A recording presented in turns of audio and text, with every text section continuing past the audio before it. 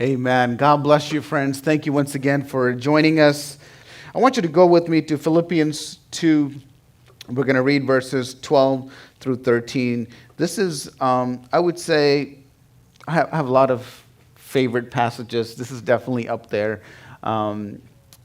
Philippians 2, verses 12 to 13. Such a simple two verses, but so powerful. It reads like this: "Therefore, my beloved, as you have always obeyed, so now, not only in my presence, but much more in my absence, work out your own salvation with fear and trembling. For it is God who works in you, both to will and to work for his good pleasure." One more time. "Therefore, my beloved, as you have always obeyed, so now, not only as in my presence, but much more in my absence, work out your own salvation with fear and trembling. For it is God who works in you, both to will and to work for his good pleasure." You've probably heard of this proverb before. It is an old Chinese proverb that goes something like this: "A journey of 1,000 miles begins with one single step." A journey of 1,000 miles begins with one single step. Now, you might be thinking, that sounds cool, but what does that have to do with what Paul is talking about? Well, that's why we're going to lean in and we're going to learn what this is all about. We're talking about the Christian journey. Paul is talking about the Christian journey, how it all starts with that one single step. It's kind of like graduating high school and starting college. And when you start, everything is new. Everything is different. College is not like high school.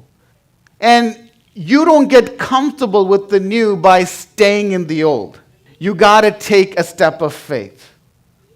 You got to take that first step so you can become not only comfortable and familiar, but it's got to start becoming, this is what I do, right? So that first step into your college campus, that first step into the lecture hall, into your dorm, it begins with that. That journey begins. The college life begins with that first step. All of a sudden, you're now responsible for a lot of things.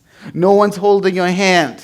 You're responsible for managing your money. You're responsible for managing your time, your schedule, your meals. You got to figure everything out. And again, that phase in your life when you're first starting something, or maybe it's marriage, it could be anything, your first job, you have to take that first step. And I think about our faith, our Christian journey. It begins with that first step, that single step. And this is kind of what Paul is talking about here. Again, you don't grow by staying in what's familiar. You grow by stepping into something new. And Paul is writing to his friends and fellow believers in Philippi, the church in Philippi. He planted the church, and these guys have supported him. They have prayed for him. They've supported him. They even sent him gifts while he was in prison. And now here he's in prison and he's writing them this letter. He's reminding them about their Christian journey. And Paul is saying, "I've seen how you've stayed faithful." In these two verses, he's saying, "Beloved, I've seen how," and I'm paraphrasing, "I've seen how you've stayed faithful. Not just when I was around, but even when I was away. You're still walking in faith. You're not just putting on a show. This is real. Your faith is a real deal." And honestly, that sounds like a big deal to me. That sounds like a really big deal. I mean, think about it. If we have people in our lives that look at our lives and go, "Man, I am really encouraged by your faith." I mean, what else do you want? I mean, do we have, you don't have to raise your hands, but do we have people in our lives that look at us and are encouraged by our faith? Something to think about. Are they moved by our faith, the way we live? Do they see that we're not just people who stay with what's comfortable, but we actually take faith steps. We take steps of faith into the unfamiliar territory. And when they look at us, they see that we're, how we handle challenges.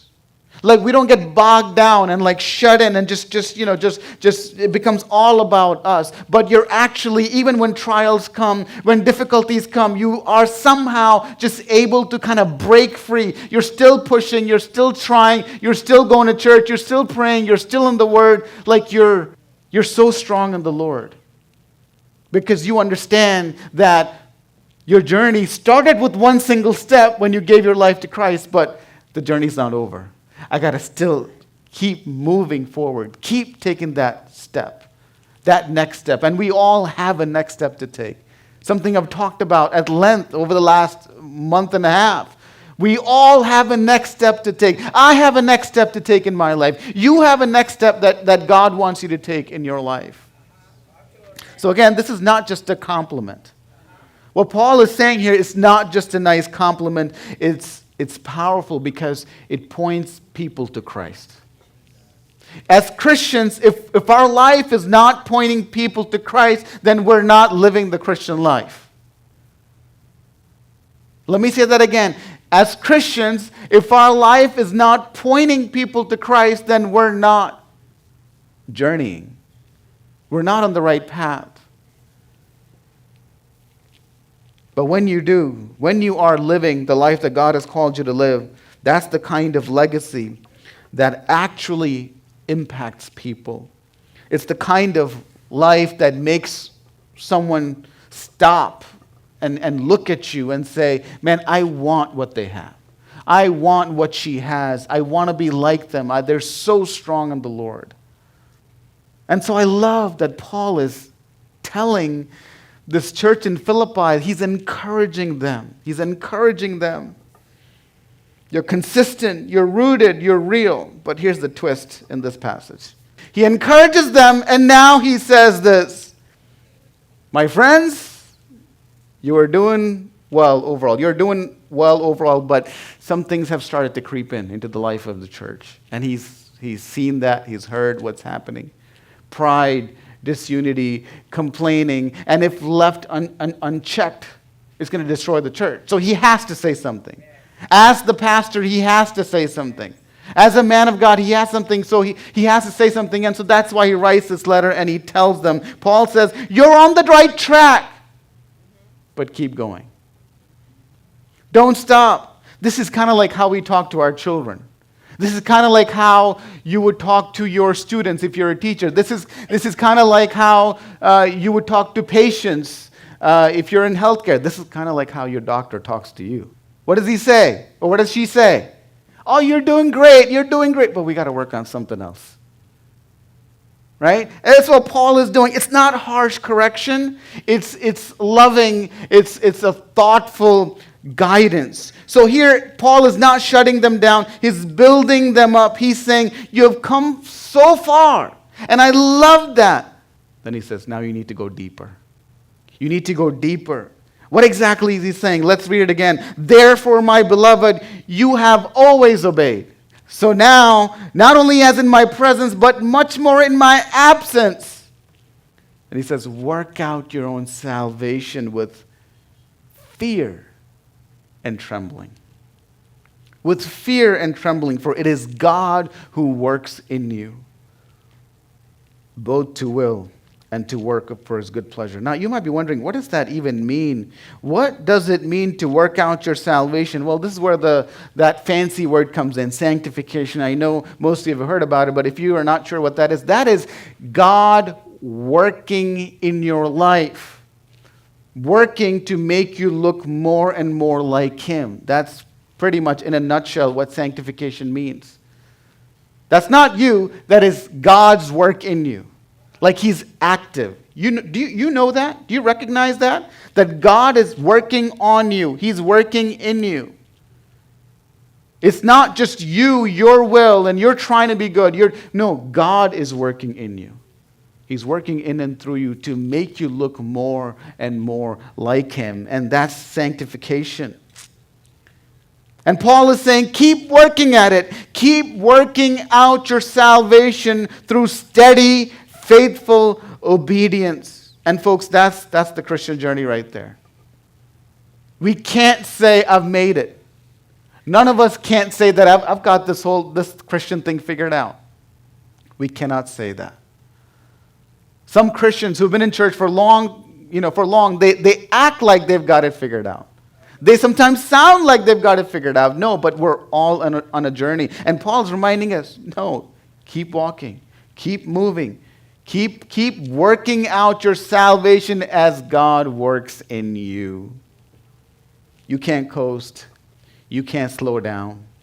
You can't say, I've got this, and shift your focus somewhere else. That's a dangerous place to be in.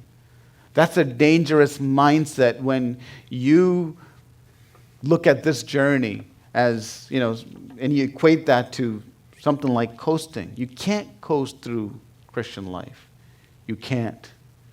You've got to keep working at it. You've got to keep working out your salvation.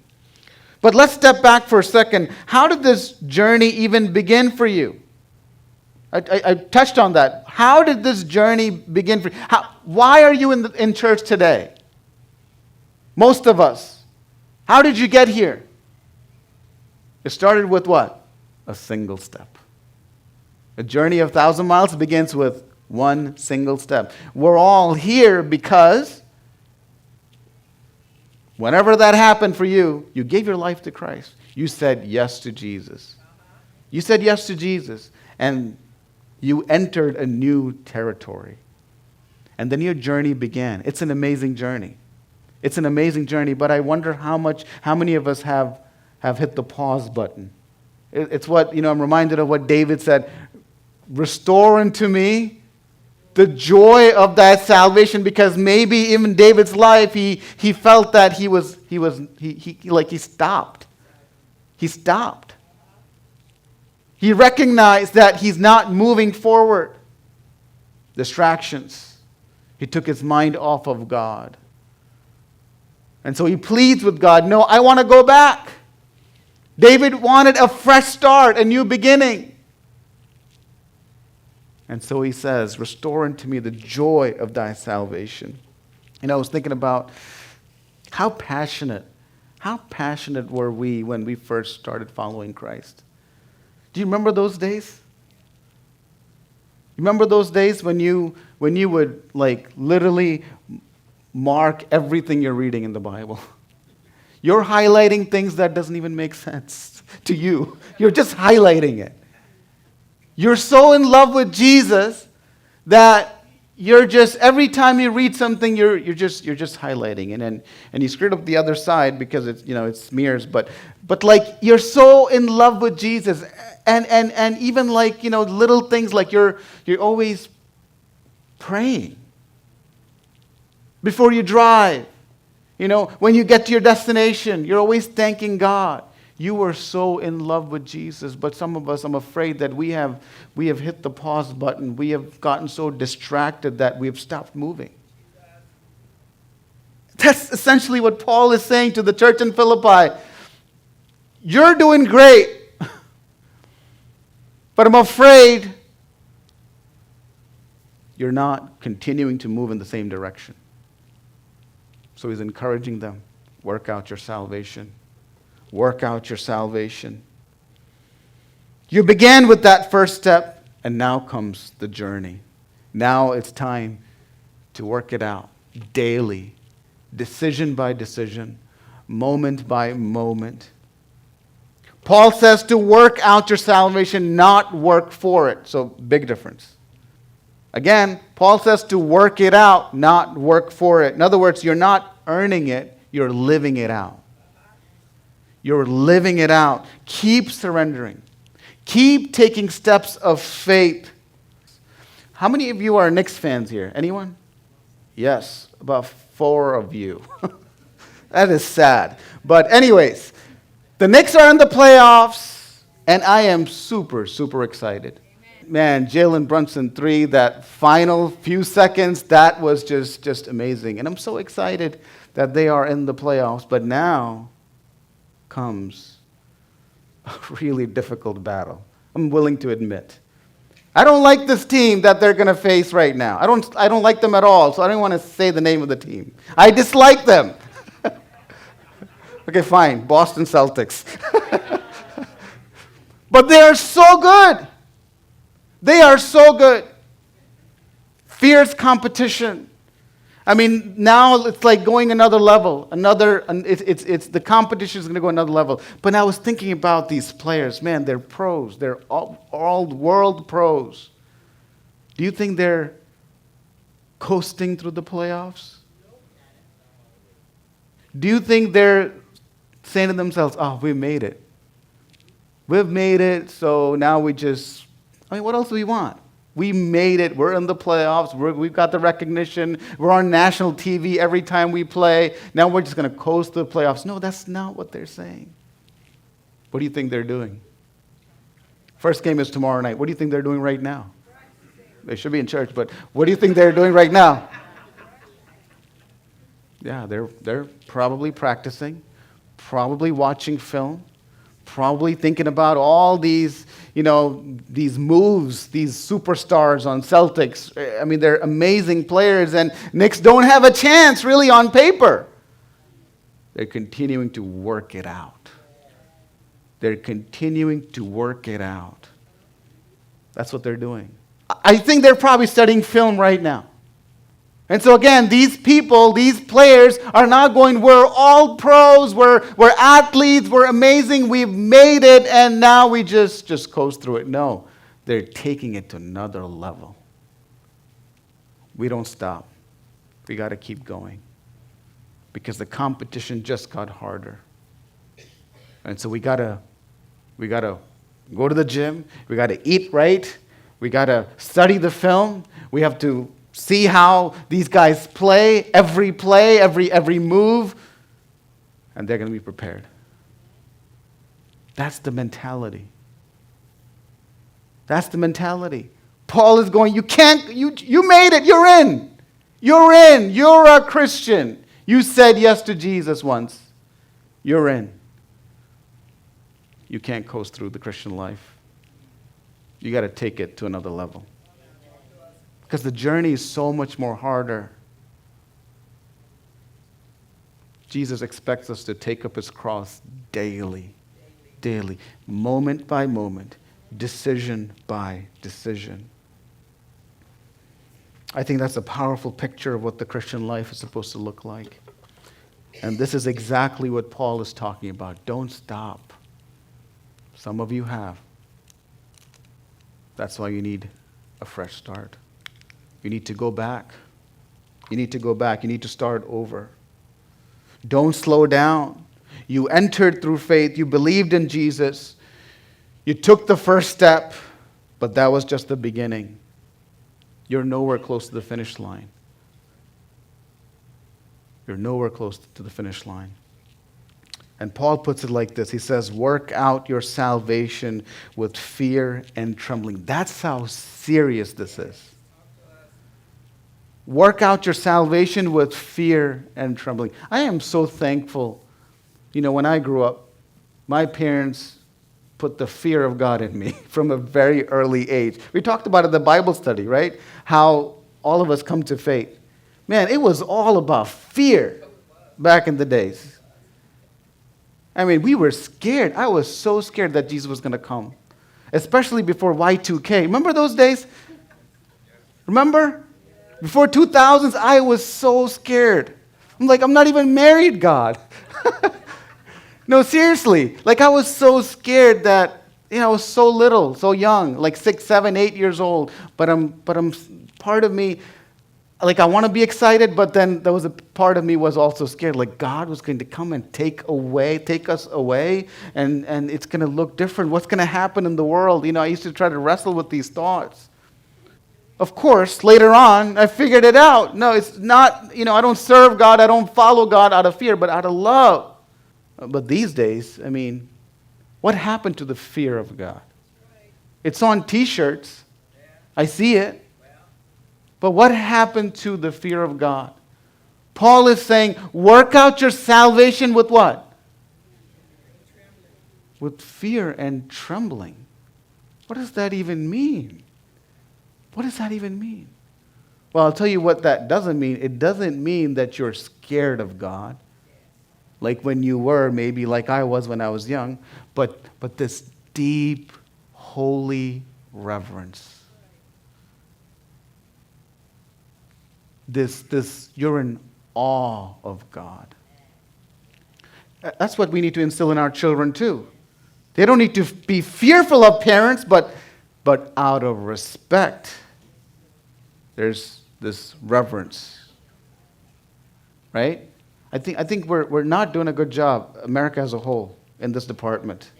No reverence, no fear of authority, like nothing. I don't know what's happening in our world. But I think it starts with this, the fear of God. And everything else will fall into place. What does the Bible say? The fear of God is the beginning of wisdom. Good fear, healthy fear of God. It's like, wow, I get to serve and worship a holy, holy God. And so this deep reverence, a holy awe, a sense that what you're walking, what we're walking through matters, and how we walk, it matters too. Did you hear that? What you're walking through matters, and how you live your life, how you journey matters too. This is a sacred journey. When you came to the Lord, you became partners with God.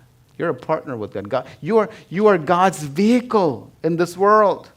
He partners with you. That's why He never leaves you or forsakes you. He's always with you. And He wants to partner with you in this great work. God is working in you and with you every step of the way. I really do wonder what your pursuit of sanctification looks like in this moment of your life. Let me say that again. I wonder what your pursuit of your sanctification looks like in this moment, at this juncture in your life. That's something that you have to answer for yourself. Wherever you are in your faith journey, did you stop? Did you hit the pause button? Maybe you got distracted, worn out, or maybe some of us, we're pulled in so many different directions, this is not a priority anymore. You're just coasting. You're just coasting through your Christian life. What's at stake if you're coasting? What do you think is at stake if you're coasting through this Christian life?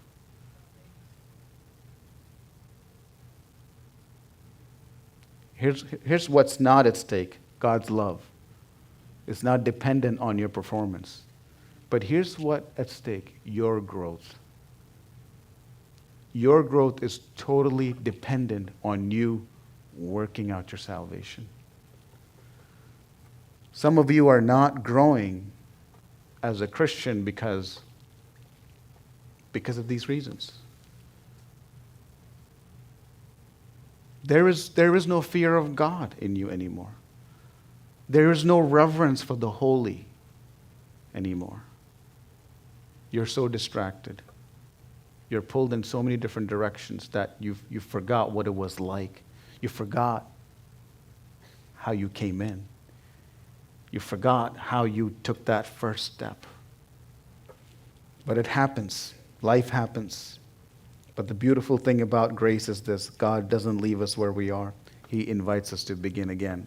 I mean, what a gift. Like, no matter where you are in life, like right now, in this moment, you feel stuck, God is inviting you to begin again. I don't know about you, but that is amazing to me. That God never gives up, and He's always giving us a second chance. And He so wants us to start again. Try again. It's like what Paul is saying. You're doing great, guys. You're doing great. Not just when I was around you, when I was pastoring, but even when I'm away, like right now, I'm in prison. You're doing great, but you got to continue working out your salvation. Don't stop. There's something really powerful in verse 12 and 13, something we can't miss. Paul says, work out your salvation with fear and trembling. And then he says, for it is God who works in you. For it is God who works in you. Do you see it? It's a partnership. The Christian life is a partnership. When we work it out, God is working it in. Think about that. When we are working out, or working it out, God is working it in. It's kind of like, physical workout. When does growth really take place? When you're resting. When you're sleeping. Right? Like when we are working out your salvation, God is working it in. So we're partners with God. Think of like your life like a garden. You're the gardener. You till the soil. You make sure the environment is right. You make sure that there's enough sunlight. You're watering. There's hard work. You're working it out. But who's responsible for the growth? God is. You can't grow the seed. You are helpless. You're not responsible. Nor can you grow the seed, but God is the one who brings growth. When you're sleeping, it's that thing is beginning to sprout. The roots begin to take form. It's growing, and it comes alive. It bears fruit. There's branches, there's leaves. Only God can do that. That's God working in you. So you do your part to cultivate, but God does his part to transform. That's the difference. You cultivate, God transforms. That's how it works. And that's the Christian life, a partnership. You work it out, and God works it in. Let's start with that first part. We're working it out. Now, what does that mean? Or does that mean we're trying to earn our salvation? No.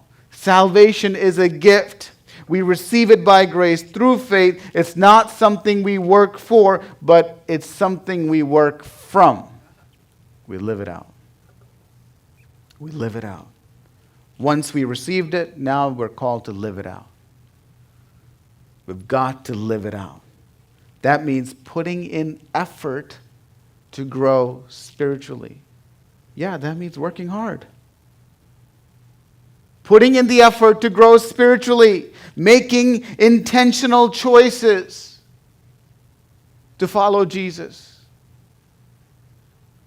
It may mean to forgive even when you don't want to. And maybe at work somebody said something and you're offended. And instead of taking vengeance or getting back at them, you prayed about it and you asked God, help me to forgive. That's you working it out. It's not always dramatic. It doesn't have to be anything big.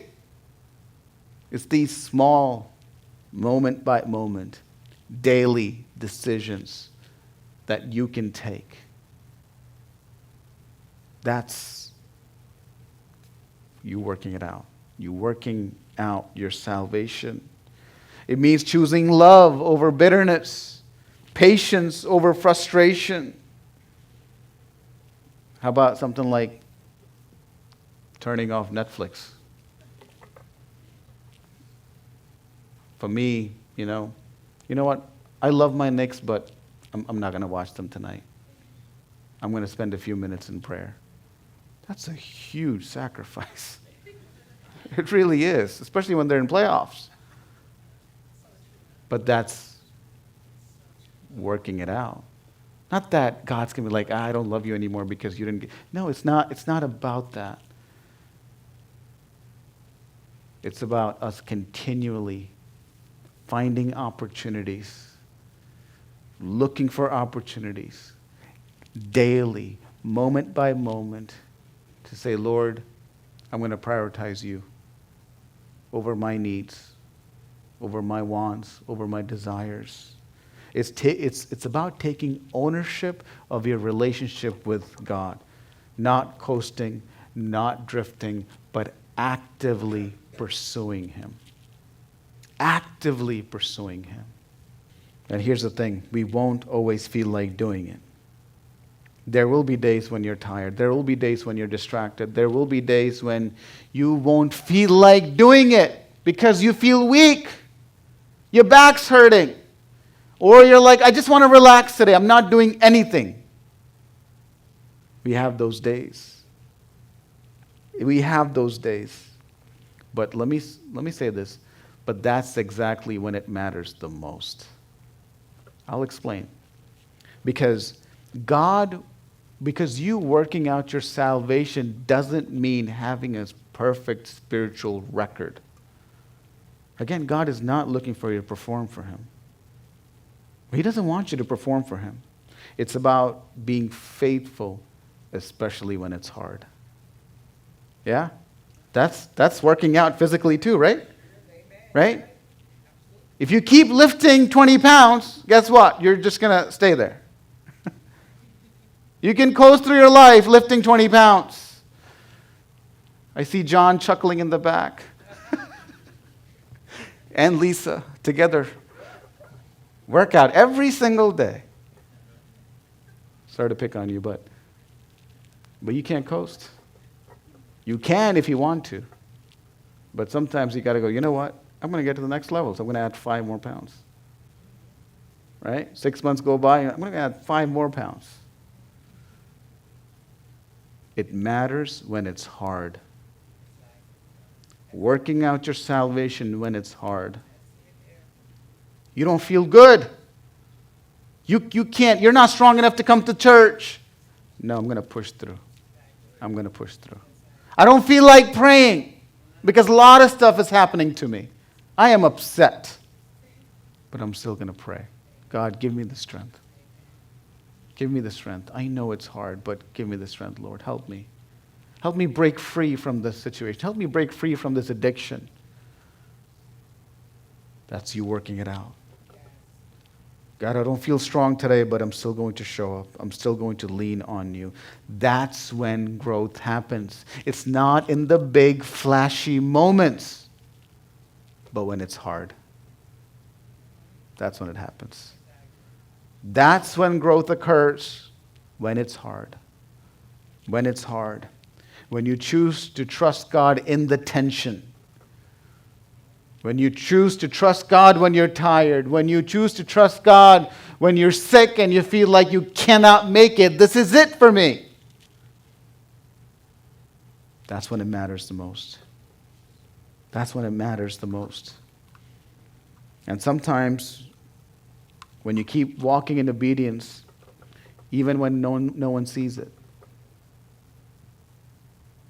you keep doing what God has called you to do, what His Word tells you to do, regardless of, you're not thinking about outcome, you're not thinking about what people are saying. You just do it. Not just when it's easy, but when it's hard, because what's at stake? Your growth as a Christian. Working it out means you're not standing still. You're not content with spiritual autopilot. I'm afraid that some of us are on spiritual autopilot. This is what I do on Sundays. This is what I do on Wednesday nights. You're on spiritual autopilot. So if you've been drifting or coasting, this is your wake-up call. It's time to get intentional. It's time to re-engage. It's time to say, God, I need your help. I'm going to steer the ship around. I am coming back to you. What do you think what God is saying? No, not right now. I'm not ready for you. I'm mad at you. No. He's like that father. The prodigal son came and he just ran, embraced him. Welcome home. He's always ready. But let's be honest, some of us are stuck because of this. You believed in Jesus. You took your first step, but somewhere along the line you hit pause. Maybe it's a hard season. Maybe this season got you all messed up. You were doing fine. When life was stable, when you had a job, when you had, your biweekly paycheck, everything was fine. And ironically, that's when things started to drift. When things were fine. Because here's the truth, and listen to me closely. Sometimes we drift not when life is falling apart, but when everything feels comfortable. Sometimes we drift not when life is falling apart, but when we're too comfortable. When things are going well, we let our guard down. We stop pressing in and we say things like, I'm good right now. I've actually heard Christians say that. A couple of people say that to me. Pastor, I'm good right now. As if like they're saying to me, I got it. I know what you want to say, but I'm good. I'm good. But I almost want to say, I'm not impressed. When I look at your life, I'm not impressed. I think that's kind of like what Paul is saying or doing. I'm not impressed. You're doing great, but there's still got work to do. You got to work it out. Hear me. Spiritual maturity is learning to pursue God, not just in crisis, but in consistency. Spiritual maturity is not about learning to trust God in crisis, because automatically you do that. Crisis brings you closer.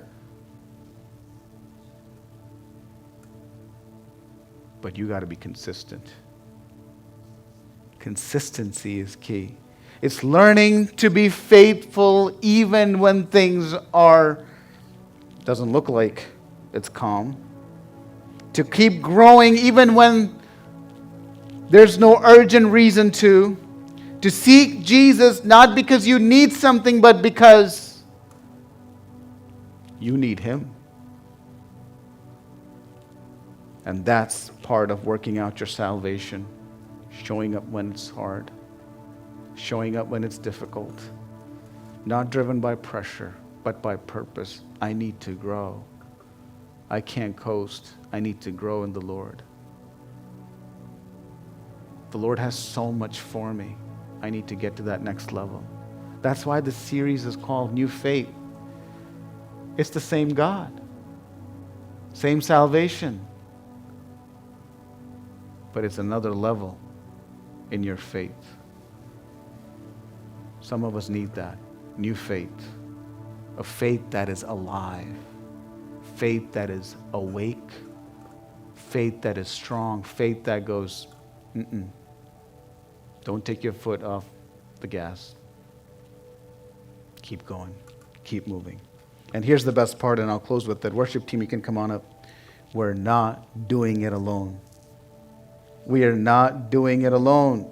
Paul says, it is God who works in you, both to will and to work for His pleasure. That means God is shaping your heart. He's giving you new desires, helping you want what He wants. And then He gives you the power to actually live it out. He gives you the power to live it out. Think about that. God isn't just calling you to obey. He's actually helping you want to obey.